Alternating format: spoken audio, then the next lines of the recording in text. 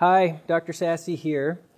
I just wanted to reach out in case you have had the sleeve procedure in the past and you found that it either didn't result in as much weight lost as you had hoped, or that you lost a lot of weight but that weight has come back or much of it has come back. In the past, years ago, after weight loss surgery, if a person didn't lose a lot of weight or regained their weight, there often were not easy alternatives or easy ways to revise it or do something that would result in a lot of weight loss. But today, because of the special characteristics of the sleeve, it is very compatible with a revision procedure that results in massive weight loss and long-term weight loss. And I just want to explain why that is. So unlike past procedures that involved a bypass or a real change in the anatomy, the sleeve procedure, as you recall, is just trimming off the outer portion of the stomach. And that alone results in some hormonal changes that change metabolism, and for most people result in a nice, huge long-term weight loss result. But not everyone. Why not everyone? Well, because everyone's genetics are different, and we think that a fraction of the population has genetics that carry genes that make them even more refractory, more unlikely to lose a lot of weight.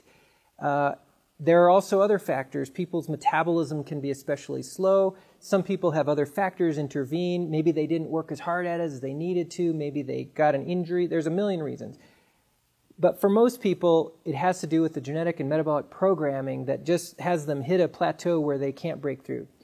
But because what was done is only trimming off the outer part of the stomach, it leaves room for a very powerful and very effective revision procedure.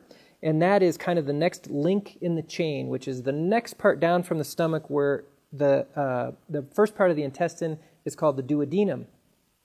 In fact, sleeve surgery was really brought about because surgeons did a complicated procedure called the duodenal switch that involved the sleeve plus a bypass, and they said, hey, let's just do the sleeve itself, and it turned out to work just as well as a full gastric bypass, and so we celebrated. We thought that was the best thing ever.